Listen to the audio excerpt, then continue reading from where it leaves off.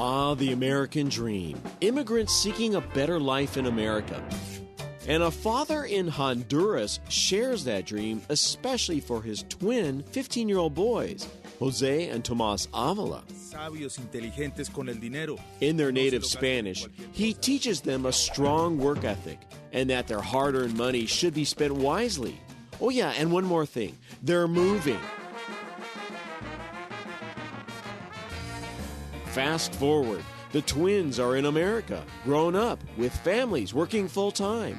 They're also self-taught investors. And where is their money? We like to invest here in the New York Stock Exchange.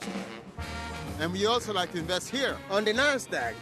And I'm bullish and you're bearish. No, I'm bullish and you're bearish. No, you're bearish, I'm bullish. No, I'm bullish and you're bearish. Did I mention they're identical twins? But there are differences in the way we approach things. He's an engineer. He likes Ford. I like financial. There you go. That's right. But while both were busy achieving the American dream, Jose noticed something evil lurking around his fellow Honduran immigrants. Their idea of investing was nothing but a Ponzi scheme, similar to what conman Bernie Madoff was doing. So basically, Bernie Madoff was taking money from one person and handing it to another, a Ponzi scheme. How did you convince him to stop doing that? I actually introduced the concept of education. That's really what investment clubs are all about. Good afternoon. Good afternoon. Investment clubs, a group of people who meet on a regular basis for the purpose of investing money. In the year 2000, Jose created the New Horizons Investment Club. Its members the least likely to have money. Fellow Honduran immigrants from one of the poorest congressional districts in the U.S., the South Bronx of New York. Being poor is no excuse to participate in the markets. So therefore, it's not the size of the investment, it's developing the discipline of participating in the market. Jose tells me every month members must invest at least $25 in a club account. Members research companies, mutual funds, continuing to invest, report back, and then the group decides when, where, and how much to invest, if at all. Now, if you think this is a rags to riches story, think again. How did your first investment do? Not really well, actually. It was a financial company that went bankrupt. But yet you guys continue to invest. Why? Yes, indeed. It was a great learning experience, and the whole idea is to learn how to invest for the long term. Ah, the long term. Meanwhile, Thomas, being the identical twin... No, I'm bullish. No, you're bearish. No, you're bearish. I'm bearish. Well, you get the idea. He wanted to do the same. Welcome. So in 2008, he started a club for Latinos where he lives in Providence, Rhode Island. I want to thank every one of you for being believers in the idea of the club. It's the Futuro Brillante Investment Club. That's Spanish for brilliant future. Being futuristic, it gives us the understanding of that it's a long term. Hey, now the other twin is talking long term.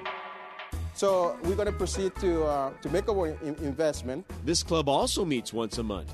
Tomas tells me everyone must also pony up a minimum $25 monthly investment, or they'll be cashed out of the club after 3 months of non-payment.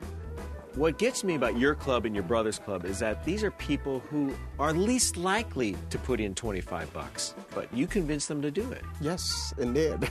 and that is the interesting thing. These are people who also have never been taught about investing. So they always see investment as something outside of their community and something that they don't have access to it. But through their clubs, I learned both brothers are providing that access, kickstarting investing to people who may not have invested at all. But the market has taken a beating of historical proportions.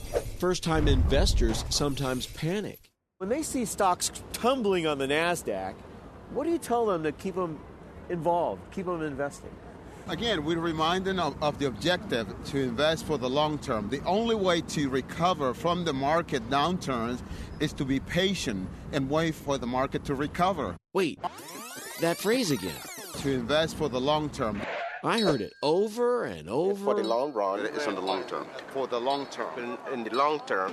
And to prove they're long haulers, they showed me their numbers. I see your balance sheet.